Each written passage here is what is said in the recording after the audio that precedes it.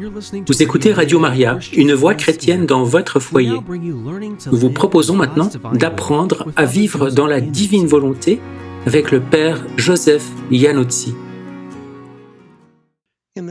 Au nom du Père et du Fils et du Saint-Esprit. Amen. Notre Père qui es aux cieux, que ton nom soit sanctifié, que ton règne vienne, que ta volonté soit faite sur la terre comme au ciel.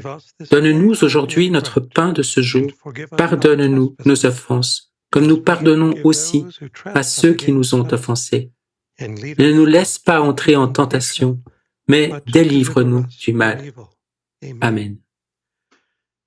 Au nom du Père, du Fils et du Saint-Esprit. Amen. Bienvenue mes frères et sœurs en Christ dans ce programme intitulé « Apprendre à vivre dans la divine volonté de Dieu ». Et c'est ce que nous faisons. Nous apprenons, comme de bons étudiants de théologie, en nous asseyant au pied de notre Seigneur et en le laissant nous dicter sa parole, son enseignement. Et c'est précisément ce qu'il fait avec la servante de Dieu, Luisa Picarretta. Je voudrais aujourd'hui partager avec vous quelques réflexions de Luisa et certains enseignements de notre Seigneur qui soulignent l'importance des vérités divinement révélées qu'il continue à partager avec nous pour notre propre avancement spirituel, notre perfection, notre sanctification et notre salut. Et je voudrais commencer par une réflexion tirée du volume 25, à la date du 13 mars 1929. Dans cet extrait, Jésus nous enseigne comment la divine volonté s'est déployée à partir du sein de la Trinité, de sorte que l'ordre matériel, toute la création, le cosmos, est venu à l'existence. Je vais donc lire un passage, puis je ferai une pause et j'expliquerai la théologie contenue en celui-ci. Et j'évoquerai la question de la connaissance en relation avec notre connaissance dans la divine volonté. Parce qu'en effet, Jésus nous révèle des vérités porteuses de connaissance. Il dit donc à Luisa, et je vais préfacer ses paroles par celles de Luisa, elle qui écrit « Je sens en moi une force, une puissance divine qui m'attire continuellement dans la volonté éternelle, comme si elle me voulait en compagnie continuelle de ses actes. » Voilà qui est intéressant. Luisa se réfère à cette volonté éternelle et à ses actes au pluriel. Maintenant, nous savons que Dieu est un acte unique. Alors, à quoi Luisa fait-elle référence en mettant le mot « acte » au pluriel? Bien que Dieu soit une seule opération éternelle, ou un unique acte éternel, procédant de son éternelle volonté, les trois personnes divines ayant en commun une seule volonté, il produit extérieurement, c'est-à-dire dans la création, une multiplicité d'actes. Donc, en Dieu, il y a un acte, mais en dehors de lui, il y a des actes qui sont engendrés par l'acte unique et éternel de Dieu. Un peu comme les 7 actes de la création, quand il a produit la lumière en la séparant des ténèbres, les plantes, les eaux, le firmament, et pendant les 6 jours de la création, tout ce qui devait préparer le cosmos pour y accueillir celui qui serait sa couronne, l'homme.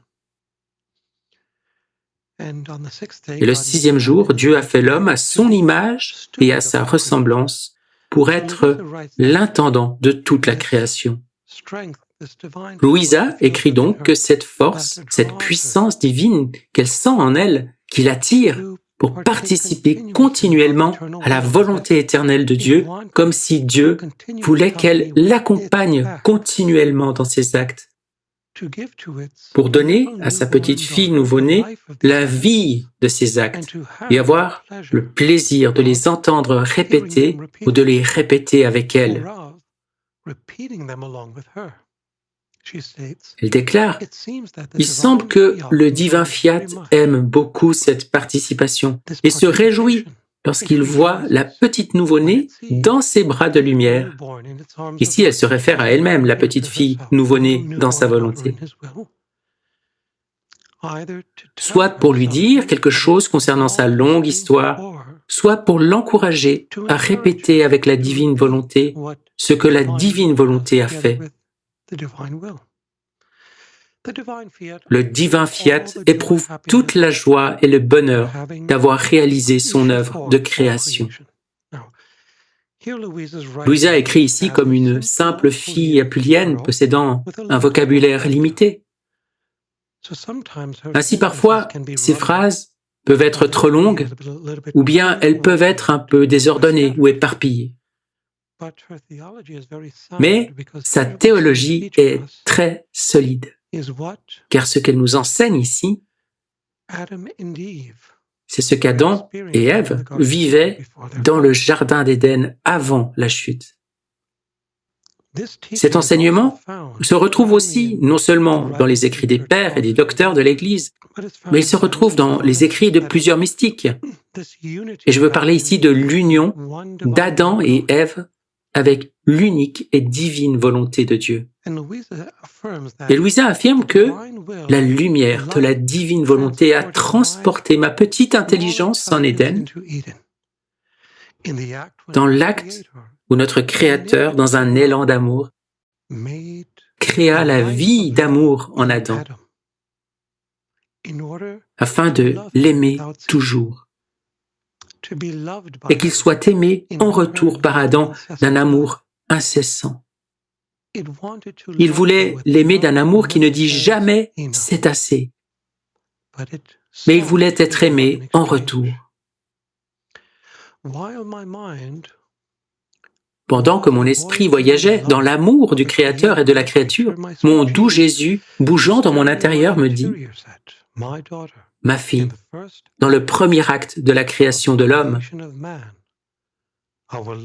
notre amour a débordé si fortement et élevé si haut ses flammes que sa voix mystérieuse s'est fait entendre, si forte et pénétrante, au point que les cieux, les étoiles, le soleil, le vent, la mer et toutes choses se sont sentis investis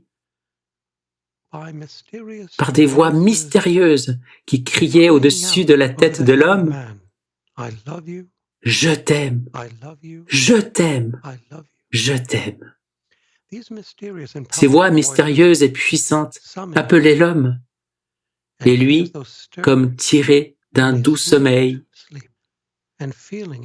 et ravi par chacun de ces « je t'aime » du Créateur qu'il avait créé, s'écria lui aussi dans un élan d'amour, dans le soleil, dans les cieux, dans la mer et en toutes choses: « Je t'aime, je t'aime, je t'aime, ô mon Créateur. » Ici, Louisa se voit donc rappelée par Jésus qu'Adam a été créé pour échanger ou rendre à Dieu l'amour que celui-ci avait placé en lui. Non seulement directement, mais aussi indirectement, c'est-à-dire en ramenant avec lui toute la création. Ainsi, Adam devait dire à Dieu: « Je t'aime », tout en unissant son intellect, sa mémoire et sa volonté à tous les éléments de la création que Dieu lui avait donnés gratuitement, à la mer, au vent, à la terre, au soleil, aux cieux et à toutes choses.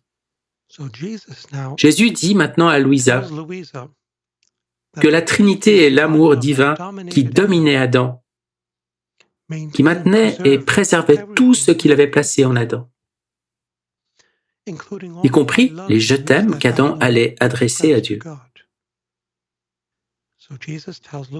Ainsi, Jésus dit à Louisa: « C'était charmant, un doux enchantement d'entendre Adam, comme la puissance de notre divin Fiat prenait le « je t'aime » de notre Fils, le cher joyau de notre cœur, sur les ailes de sa lumière, et envahissant toute la création, Il nous faisait entendre dans chaque chose créée son continuel « je t'aime », tout comme le nôtre.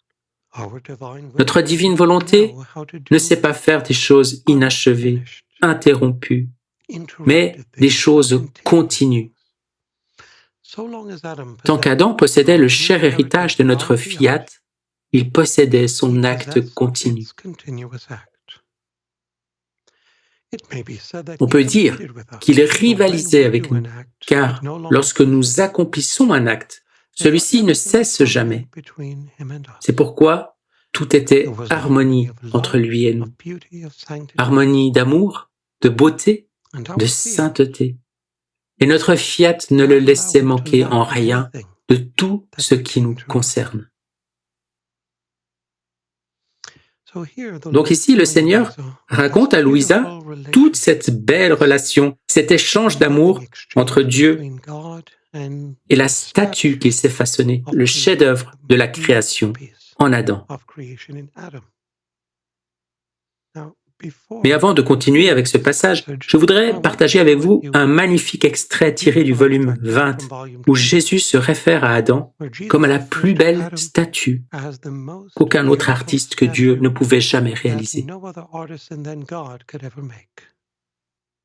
Le 29 octobre 1926, Jésus révèle à Louisa: « Après avoir créé toutes choses, j'ai formé la nature humaine de l'homme avec mes propres mains créatrices. Et tout en formant ses os, ses nerfs et son cœur, j'ai centralisé en lui mon amour. Après l'avoir revêtu de chair, comme si je formais la plus belle statue qu'aucun autre artisan n'aurait jamais pu faire, je l'ai regardé et je l'ai tellement aimé que je ne pouvais plus contenir mon amour et qu'il déborda. Alors, en soufflant sur lui, j'infusais en lui la vie. C'est la vie d'amour dont parle Louisa dans le passage du 13 mars 1929. La vie est donc venue après l'amour. L'amour a précédé la vie. Et Jésus continue. Mais nous, la Sainte Trinité, n'étions pas encore satisfaits. Dans un excès d'amour, nous avons voulu le doter d'un intellect, d'une mémoire et d'une volonté. Et nous l'avons ainsi enrichi dans la mesure de sa capacité de créature, de toutes les perfections de notre être divin. Notre divinité tout entière était résolue à aimer l'homme et à se déverser en lui. Dès le premier instant de sa vie, Adam a ressenti toute la force de notre amour. Du très fond de son cœur, il exprima de sa propre voix son amour pour son Créateur. On le voit, ce beau passage du volume 20 à la date du 29 octobre 1926, qui corrobore le passage précédent, tiré du volume 25, le 13 mars 1929. Ce passage est tout entier à propos d'Adam, ou en fait d'Adam et Ève, les premiers parents de la race humaine. J'aborderai dans un moment la raison pour laquelle je précise que ces volumes se concentrent sur Adam, parce que, dans le passage suivant, l'entrée suivante écrite par Louisa dans le volume 25, qui est datée du 17 mars, la fête de Saint Patrick, le 17 mars 1929, Jésus parle de sa tristesse à propos de certains volumes des écrits de Louisa qui ont été perdus, sans que jamais il ne dise quels volumes précisément ont été perdus. Mais revenons pour l'instant au 13 mars 1929. Dieu dit à Louisa qu'il a inondé l'âme d'Adam de tout son amour, à tel point qu'il a débordé. Pas seulement à partir de Dieu, mais aussi d'Adam. Ainsi, son corps a été investi de cet amour débordant et incréé de Dieu, qui produit la lumière, et c'est ainsi qu'Adam a été revêtu d'un vêtement de lumière. Ce vêtement de lumière n'est donc pas venu de n'importe où. Il est venu des profondeurs de l'amour de Dieu. Cet amour par la puissance duquel Adam est venu à la vie. Comme Dieu l'a mentionné dans le volume 20, il a regardé Adam avec un amour si puissant et irrépressible qu'il a débordé. Et c'est ainsi que la vie a été imprégnée en Adam, par la puissance de l'Esprit de Dieu.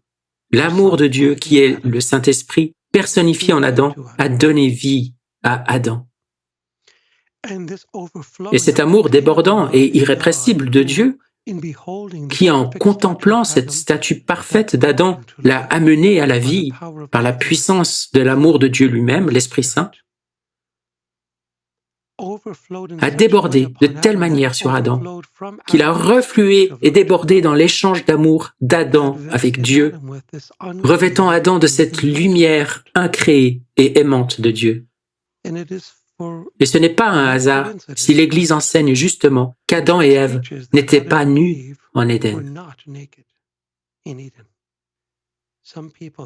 Certains pensent qu'étant donné qu'ils ont mis des feuilles pour se couvrir, en fait des peaux d'animaux, ils ont été nus à un moment donné.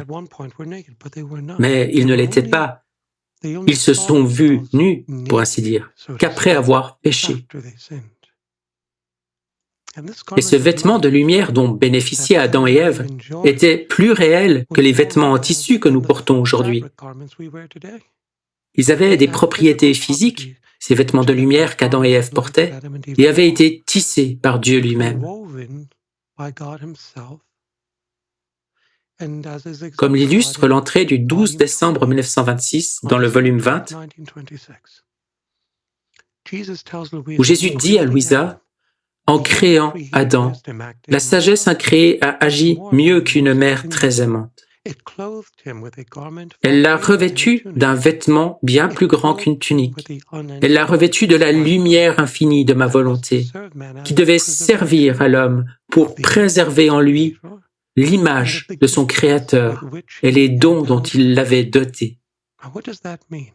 Qu'est-ce que cela veut dire? Cela veut dire que ce vêtement de lumière dont Dieu a revêtu Adam et Ève préservait en eux le don de la vie dans la divine volonté. Répétons la phrase ici. Ce vêtement était bien plus grand qu'une tunique. Elle, la sagesse incréée, a revêtu Adam de la lumière infinie de ma volonté qui devait servir à l'homme pour préserver en lui l'image de son Créateur et les dons dont il l'avait doté, y compris le don de vivre dans la divine volonté. Ainsi, ce vêtement de lumière, pour ainsi dire, contenait le don de la vie dans la divine volonté. Et Adam était ainsi revêtu d'un vêtement d'innocence. Jésus le dit à Louisa, « Tous les biens sont enfermés dans l'homme en vertu de ce vêtement royal de la divine volonté. Ma fille, dit-il, en créant Adam, la divinité l'a placé dans le soleil de la divine volonté, et toutes les créatures avec lui. Ce soleil servait de vêtement non seulement à son âme, mais ses rayons resplendissants étaient si abondants qu'ils couvraient également son corps. Ceux qui disent qu'avant de pécher, Adam était nu se trompent. Comme il possédait ce vêtement de lumière, il n'avait pas besoin de vêtements matériels pour se couvrir. Mais dès qu'il s'est retiré de notre divin fiat, la lumière s'est également retirée de son âme et de son corps. Il perdit son beau vêtement et en ne se voyant plus entouré de lumière, il se sentit nu. D'accord? Donc c'est intéressant parce que Jésus veut partager en nous la puissance de ce vêtement de lumière qui contient la divine volonté. Et si nous vivons dans la divine volonté, nous devons donc également, par nécessité, porter ce même vêtement. Et ce soleil dans lequel Dieu a placé Adam n'était rien d'autre que la lumière incréée de Dieu lui-même, celle dont Pierre, Jacques et Jean ont été témoins sur le mont Tabor, lorsqu'elle a enveloppé visiblement le corps du Christ. Et cette lumière, Marie et Joseph en ont également été témoins au moment de la naissance du Christ, lorsqu'elle a émané de sa divinité en illuminant la crèche. Eh bien, mes frères et sœurs, dans le Christ, cette lumière n'est pas visible pour notre nature humaine blessée. Ce n'est que par une grâce toute spéciale de Dieu qu'elle peut être rendue visible, comme ce fut le cas lors de la transfiguration et de la naissance du Christ. Mais ces occasions sont très rares. Nous ne devons pas essayer d'acquérir ces dons extraordinaires, c'est-à-dire être capables de voir la lumière incréée de Dieu. Ou d'autres dons, tels que les stigmates, ou les extases, ou la lévitation, ou la bilocation au sens physique du terme, ou les apparitions, ou les visions. Nous ne devons pas nous efforcer d'obtenir ces choses. Pourquoi? Parce que ce ne sont pas des vertus, et que par conséquent, quel que soit notre degré de sainteté dans les vertus, ces dons spéciaux ne viendront que si Dieu, librement, sans aucun mérite ni effort de notre part, veut nous les accorder, nous les conférer. Rappelez-vous, Dieu confère ses dons même aux plus grands pécheurs, comme saint Paul. Il était en route pour tuer des chrétiens, quand Dieu lui est apparu dans une lumière éblouissante, qui l'aveugla littéralement. Paul n'a pas demandé cette lumière, et Paul n'était en aucune façon disposé à recevoir la faveur de Dieu. Mais Dieu n'en a pas moins agi ainsi, car les dons de Dieu ne se méritent pas. Ils sont accordés gratuitement et dépassent toute réalisation et tout effort humain. Mais nous devons nous disposer autant que possible à toutes les grâces de Dieu, afin de pouvoir lui plaire et l'aimer comme il veut que nous l'aimions. Mais revenons maintenant au 13 mars. Racontant à Louisa la beauté de l'état d'Adam avant qu'il ne perde ce vêtement de lumière, il lui dit « Tant qu'Adam possédait le cher héritage de notre fiat, il possédait son acte continu. Et cet héritage était bien sûr la création. Adam était la couronne de toute la création, que Dieu avait placée dans sa propre lumière, la lumière incréée. Et dans l'âme d'Adam, Dieu avait placé toute la création. On peut considérer que l'âme d'Adam était le point de convergence du cosmos matériel, qui allait soutenir, animer et perpétuer le mouvement et la vie de toutes les créatures. Et donc, quand Adam s'est retiré de ce soleil, les créatures se sont retournées contre lui. Louisa écrit « Mon toujours aimable Jésus me dit, « Ma fille, tu dois savoir que chaque fois que je viens à toi, je te communique un nouvel acte de ma divinité. Je te communique une nouvelle connaissance sur ma volonté. Tantôt une vérité sur la beauté de ma volonté, tantôt une autre sur la sainteté que je possède, et ainsi de suite pour toutes nos qualités divines. Ce nouvel acte que je te communique a pour conséquence que tu souffres lorsque je te prive de ma présence, à cause de la plus grande connaissance que je t'ai laissée. » Donc ici, Louisa demande à Jésus pourquoi, chaque fois qu'il la quitte, elle se retrouve avec une douleur plus grande qu'avant. Et il lui répond dans ce passage que c'est à cause de la connaissance nouvelle qu'il lui communique chaque fois qu'il vient à elle. Autrement dit, chaque fois que Dieu nous révèle une vérité à travers les écrits de Louisa, comme il la lui a révélée directement, c'est une nouvelle connaissance que Dieu nous communique. De sorte que, lorsque nous ne recevons plus cette nouvelle connaissance, nous nous sentons plus privés qu'avant. Louisa en a fait l'expérience davantage que nous, car elle a été littéralement possédée par ce divin fiat, dans tous les sens du terme, au point qu'il a accompli des miracles physiques dans son corps, lui permettant de vivre uniquement de l'Eucharistie pendant des décennies. Adam et Ève, dans leurs vêtements de lumière, possédaient l'acte unique et continu de Dieu qui produit des actes continus dans toute la création, en particulier dans notre intellect, notre mémoire et notre volonté. Cet acte unique et éternel de Dieu qui procède de son amour par la manifestation de ses vérités révélées produit en nous la vie, et de là la vie dans la divine volonté. Cette vie doit engendrer en nous une nouvelle vie divine pour chaque vérité divinement révélée que Dieu nous manifeste à travers les écrits de Louisa. Pour résumer, dans le cas d'Adam et Ève, l'amour de Dieu a pénétré leur intellect, leur mémoire et leur volonté, débordant de Dieu vers eux, suscitant en eux un amour réciproque pour Dieu, dans et à travers la création, et formant autour d'eux un vêtement de lumière, qui en réalité ne les entourait pas, mais qui venait de l'intérieur d'eux, débordant sur leur corps extérieur. Cette lumière était produite par Dieu au travers de leur volonté, débordant à partir de là sur leur intellect et leur mémoire et enveloppant leur corps. Tel était leur vêtement de lumière.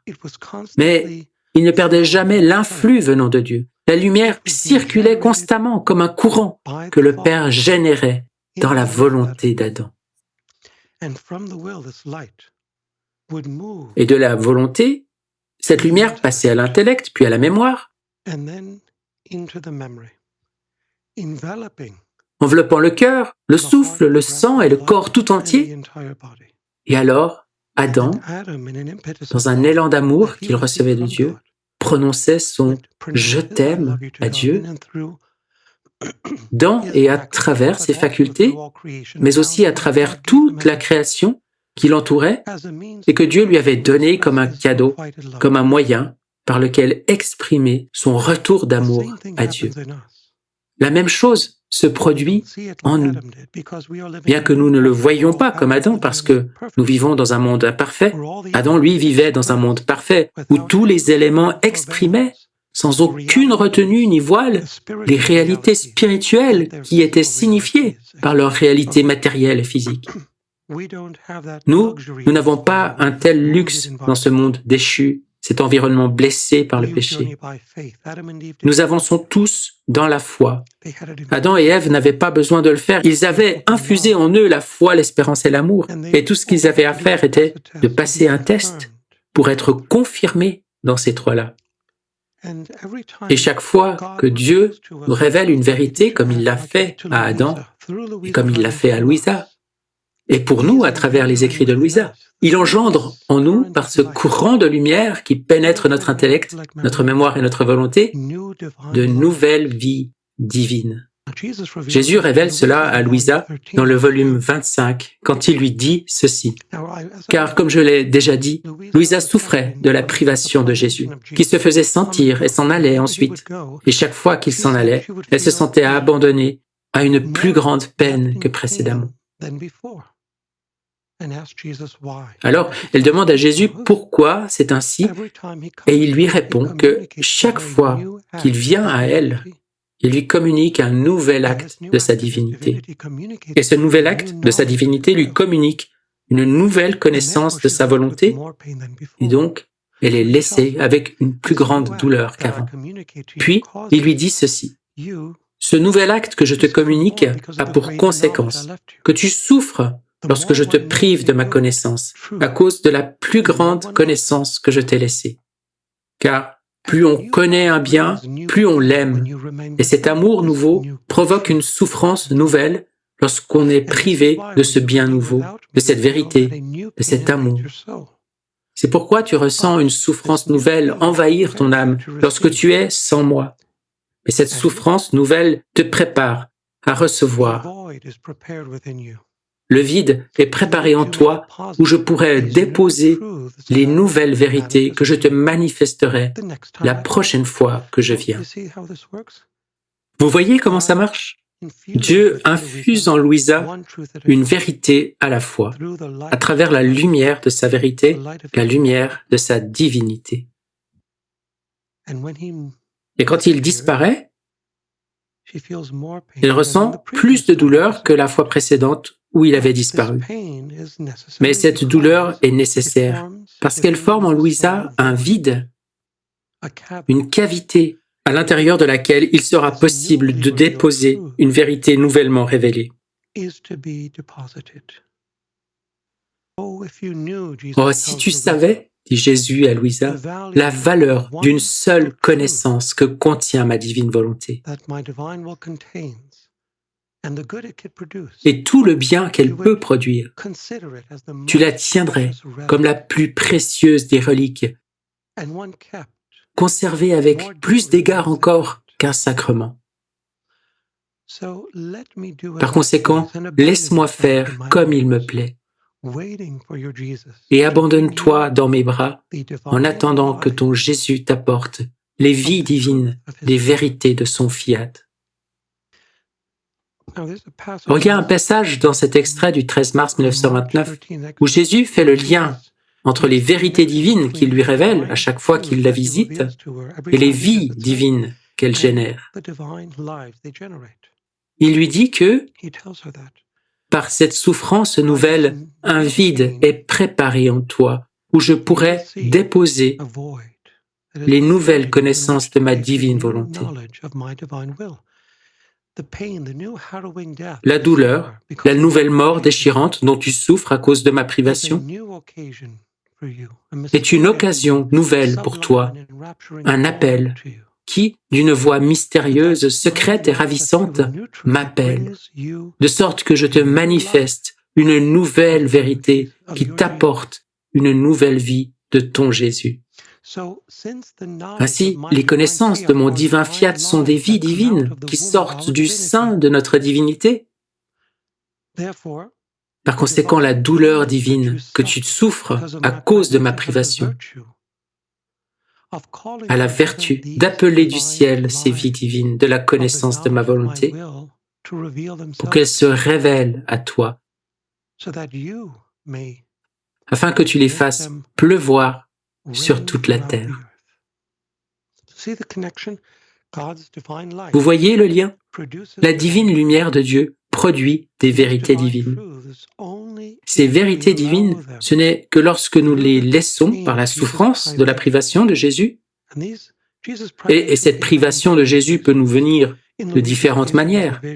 Dans le cas de Louisa, c'était la vision suivie de la disparition de Jésus. Dans notre cas, c'est la consolation, puis la désolation. Ce n'est que lorsque nous permettons à ces désolations dans nos vies, qui peuvent se présenter sous diverses formes, et plusieurs fois par jour, ce n'est donc que lorsque nous permettons à ces désolations de former un vide en nous, un vide pour y déposer ces vérités, que les vies divines que celles-ci sont destinées à produire peuvent devenir réalité. Ces enseignements sur Adam et Ève que Jésus répète sans cesse à Louisa sont extrêmement importants, car ils constituent une nouvelle catéchèse pour l'Église, une catéchèse que l'Église proclamera sur tous les toits dans l'ère à venir, l'ère de la paix, qui attend chacun d'entre nous. Maintenant, passons au 17 mars 1929, où nous trouvons un passage qui relate le fait que 3 volumes des écrits de Louisa ont été perdus. La question que tout le monde se pose, c'est la suivante. Quels étaient donc ces 3 volumes qui ont été perdus et comment peut-on les retrouver? Avant de répondre à cela, donnons un contexte à cette occasion quand Louisa a interrogé notre Seigneur à propos de ces volumes qui lui causaient tant de peine parce que les gens les avaient perdus. Jésus dit à Louisa, « Ma divine volonté est dans l'acte de former des naissances continuelles. Dans ces naissances, elle génère et donne naissance à la lumière. Elle génère et donne naissance à d'autres vies semblables à elle-même. Elle génère et donne naissance à la sainteté et à la beauté. La première génération est formée en notre sein divin, puis sortent de nous d'innombrables naissances. Mais veux-tu savoir quand est-ce que nous générons et formons ces naissances? Nous générons et formons ces naissances lorsque nous voulons révéler une vérité sur notre divine volonté. Nous la générons tout d'abord en notre sein comme une chère enfant.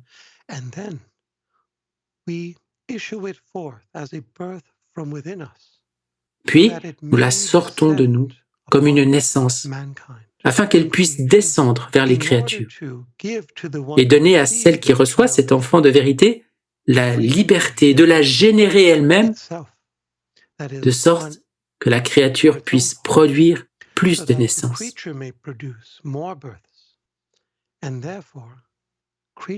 Et qu'ainsi, les créatures puissent posséder également notre cher enfant de vérité, généré en notre sein. Nos vérités descendent donc du ciel afin de générer dans le cœur des hommes d'autres vérités et de former la longue génération des naissances divines venant de moi. Voici donc, ma fille, chaque vérité que je t'ai manifestée sur ma divine volonté était une enfant générée dans notre sein paternel. Ici, le Seigneur dit que les vérités qu'il énonce sont vivantes. Elles ne sont pas stagnantes, elles ne sont pas écrites en noir et blanc sur du papier. Elles sont dynamiques, elles sont vivantes. La parole de Dieu est vivante. D'autant plus lorsqu'il s'agit de ces vérités sur la divine volonté. Et c'est pour cette raison qu'il appelle ces vérités des enfants, ses enfants. Vous savez, dans le journalisme ou dans le monde de la publication, chaque fois qu'un écrivain ou un auteur doit raccourcir son traité ou son œuvre, on appelle cela « tuer ses enfants chéris ». C'est une expression idiote, je sais, une expression qui vient d'Angleterre. On dit « kill your darlings », ce qui veut dire « raccourcis ton traité » ou « coupe ton travail en deux, c'est trop long ». Pourquoi utilise-t-on l'expression « darlings », c'est-à-dire dans le contexte « enfant chéri » ? Parce que un auteur consacre son sang, sa sueur et ses larmes aux choses qu'il écrit. Ils sont littéralement pour lui comme des enfants. Les gens de Los Angeles pourront peut-être comprendre ce que je veux dire si on remplaçait le terme enfant par chiot ou petit chihuahua, non ? Pour eux, ce sont leurs enfants. Mais dans le monde spirituel, les vérités divines, les révélations de Dieu sont en réalité même plus sacrées que les enfants sur la terre. Pourquoi ? Parce qu'elles n'ont ni début ni fin, elles sont éternelles. Alors que nous avons un début et une fin. Nos corps mortels ont un début et une fin. Certes, nos corps seront ressuscités et deviendront immortels pour ceux qui passent le test dans cette vie. La terre, ce n'est qu'un exil.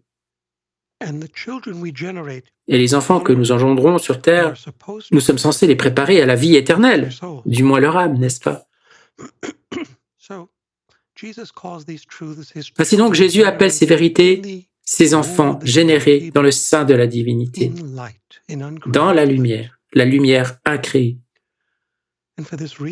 Et pour cette raison, Jésus dit à Louisa que on peut dire que celui qui ne prend pas ces vérités en considération et ne les estime pas, ne les apprécie pas et ne les aime pas, est un de nos enfants qui n'apprécie pas et n'aime pas la plus grande chose qui existe au ciel et sur la terre.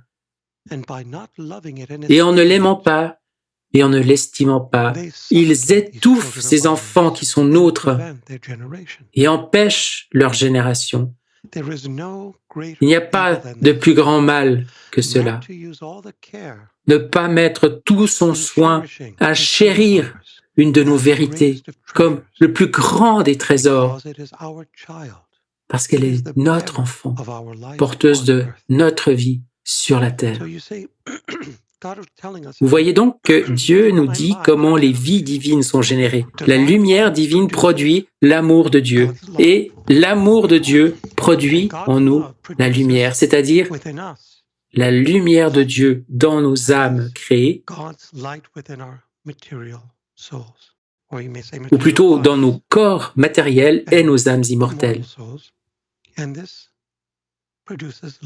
Et cela produit la vie si nous y correspondons en retournant à Dieu son amour joint à notre propre amour.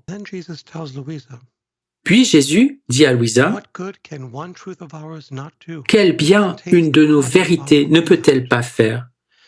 Elle contient la puissance de notre fiat. Et elle est si vaste qu'elle a le pouvoir de sauver un monde entier. Imaginez cela, une seule vérité révélée par Jésus à Louisa, que nous lisons, que nous assimilons, que nous mastiquons, peut sauver un monde entier.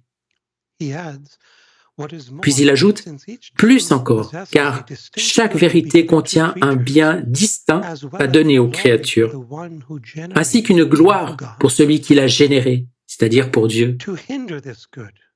Faire obstacle au bien et à la gloire que nos chères naissances devraient nous rendre est le plus grand de tous les crimes. C'est pourquoi je t'ai donné, Louisa, tant de grâce. C'est pourquoi je t'ai administré les mots. J'ai dirigé ta main quand tu écrivais, afin que les enfants de mes vérités ne soient pas étouffés et comme ensevelis dans ton âme. Et pour que tu n'omettes rien, je me suis placé près de toi. Je t'ai tenu dans mes bras comme une tendre mère tient sa petite fille. Et tantôt je t'ai attiré par mes promesses, tantôt je t'ai corrigé, et tantôt je t'ai réprimandé sévèrement lorsque je te voyais réticente à écrire les vérités que je t'avais manifestées. Car elles ont du prix à mes yeux. Ce sont des vies et des enfants qui sont miennes. Et demain viendra le jour où elles devront être partagées avec d'autres.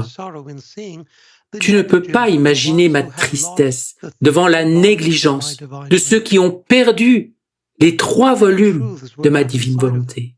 Combien de vérités ne contenait-il pas? Vous voyez ici, Jésus dit à Louisa que quelqu'un, en 1929, à qui elle avait remis des volumes, en avait perdu 3. Combien de vies n'ont-ils pas étouffé, formant la tombe de mes enfants, de mes vérités, qu'avec tant d'amour j'avais formé et engendré de mon sein paternel. Quant à ceux qui furent négligents au point de causer leur perte, je sens comme s'ils avaient brisé le plan de ma divine volonté et sa longue histoire, comme s'ils avaient brisé les paroles que je t'avais adressées avec tant d'amour pour faire connaître ma volonté. Chaque fois que je te parlais et que je te disais ce qui concernait mon fiat, l'ardeur de mon amour était si grande que j'avais le sentiment de renouveler l'acte de la création tout entière, spécialement quand, dans l'ardeur de notre amour, l'homme a été créé. J'ai ressenti tant de chagrin par la négligence de ceux qui ont perdu ces volumes.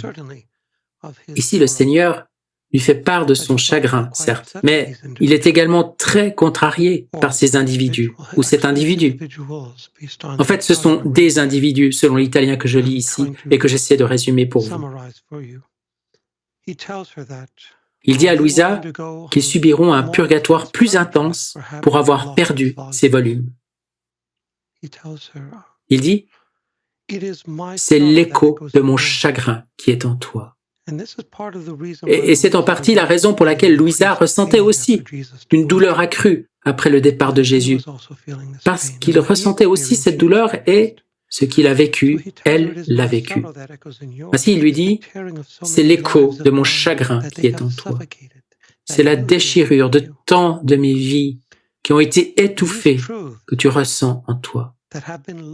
Les vérités qui ont été perdues sont inscrites dans la profondeur de ton âme. » Et c'est vrai, Jésus agit très souvent de cette manière. Il fait d'abord comprendre à l'individu, au prophète, au mystique, au plus profond de son âme, la vérité qu'il veut lui révéler. Puis, il le fait écrire. Il ne leur parle pas comme si c'était de simples machines ou des sténographes couchant sur le papier une dictée. Non, il leur fait comprendre ce qu'ils reçoivent dans la révélation et ensuite, il le manifeste en noir et blanc. Si tu savais combien je souffre en chaque vérité de ces volumes qui ont été perdus avec tant de négligence, je me sens mourir d'autant de morts qu'il y avait en eux de vérité. Et non seulement cela, mais je ressens la mort de tout le bien que ces vérités devaient apporter à l'humanité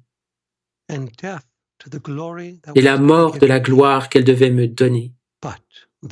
Mais ils devront payer pour cela. Le pluriel est ici apparent. Donc plusieurs personnes ont bien perdu les 3 volumes que Louisa leur avait confiés. Mais ils devront payer pour cela, avec d'autant plus de feu au purgatoire qu'il y avait de vérités dont ils ont causé la perte. Sache cependant que s'ils ne mettent pas tout en œuvre pour les retrouver, parce que je veux leur coopération, je ne ferai pas le miracle que certains voudraient pour qu'ils soient retrouvés. Et cela en châtiment pour leur négligence. Ces naissances, ces vérités, ces chers enfants et ces chères vies que nous, la Trinité, avons produites, ne seront cependant pas retirées. Donc Dieu dit ici à Louisa que même si ces volumes ont été perdus et s'ils ne devaient pas être retrouvés, Dieu continuerait à révéler ces vérités à Louisa. Et même si ces vérités ont été perdues, elles n'ont pas été perdues pour Louisa parce qu'elles étaient déjà inscrites dans son âme. Elle a la mémoire de toutes ces vérités, même si nous pourrions peut-être ne jamais les connaître. Mais je parle ici en me plaçant dans la situation de 1929, en sachant bien ce qui s'est passé ensuite. Et je vais vous le dire dans un instant, ce qui est arrivé à ces 3 volumes. Et à ce moment-là, en 1929, que se passe-t-il s'ils ne sont pas retrouvés? Jésus dit à Louisa qu'il va continuer à se révéler à elle, et si ce n'est pas de son vivant, les vérités perdues seront révélées à nouveau plus tard. Il lui dit donc que la nature de la divinité est de donner et de toujours donner. Et donc, il lui dit, lorsque le royaume de notre volonté sera connu et régnera sur la terre, à ce moment-là, je ferai en sorte de manifester à nouveau ces vérités qui ont été perdues. Ok? Alors maintenant, revenons rapidement jusqu'en 2020. Notre question se formule ainsi. Qu'est-il arrivé donc à ces volumes? Jésus doit-il encore révéler les vérités contenues dans ces 3 volumes, une fois que la divine volonté sera connue et qu'elle régnera sur la terre? Et si c'est ainsi, comment s'y prendra-t-il? Alors voici la réponse. Les volumes ont été retrouvés grâce à Dieu. Comment le savons-nous? Et de quel volume s'agissait-il? Louisa ne mentionne jamais quels volumes ont été perdus. Saint Hannibal n'en fait pas non plus mention dans ses relations sur l'histoire de Corato. Donc nous ne savons pas à ce jour, comme un fait établi, quels étaient ces 3 volumes qui ont été perdus. Mais alors, comment savons-nous qu'ils ont été retrouvés? Et quels pouvaient être ces 3 volumes? Eh bien, je fonde mon opinion sur des indices probants et solides, permettant de déterminer l'identité de ces 3 volumes. Et je vais vous dire tout à l'heure quels sont ces indices probants et solides. Je pense donc qu'il s'agissait des volumes 20, 21 et 22, les 3 volumes qui ont été perdus. Rappelez-vous que Jésus parle ici à Louisa dans le volume 25. Et dans le volume 25, le 17 mars 1929, il lui fait allusion au contenu de ces volumes. Il concernait essentiellement Adam et Ève et toute la beauté, l'amour et les vérités que Dieu a révélées à Adam et dont Adam a été investi par Dieu. Or, les 3 volumes qui contiennent ces magnifiques formulations et révélations sur l'intimité entre Dieu et Adam sont les volumes 20, 21 et 22. Et en particulier, le volume 20. Celui-ci était l'un des volumes perdus, il n'y a aucun doute là-dessus. C'est l'un des plus beaux volumes sur Adam et Ève de tous les 36 volumes. Et c'est logique, car Louisa, avant d'écrire le volume 25, avait soumis plusieurs volumes récemment écrits à plusieurs personnes que je connais et qui ont témoigné de cela. Et il est probable que ces volumes récents étaient donc les volumes 20, 21 et 22. En tout cas, il est certain que le volume 20 était l'un de ceux qui ont été perdus. Et nous savons que ces volumes n'ont pas été perdus en fin de compte. Comment cela? Parce que les dates n'ont jamais été interrompues dans ses écrits. Si vous suivez les dates, vous verrez qu'il n'y a pas d'interruption du 1er au 36e volume. Il y a une dictée constante de Jésus à Louisa. Et ces dates se trouvent dans les chapitres, dans tous les volumes. Si elles avaient été perdues, il y aurait un vide, une période sans révélation, et il n'y a pas de vide. 3 volumes manquants, cela représente des mois, voire des années sans révélation. Et il n'y a aucune lacune.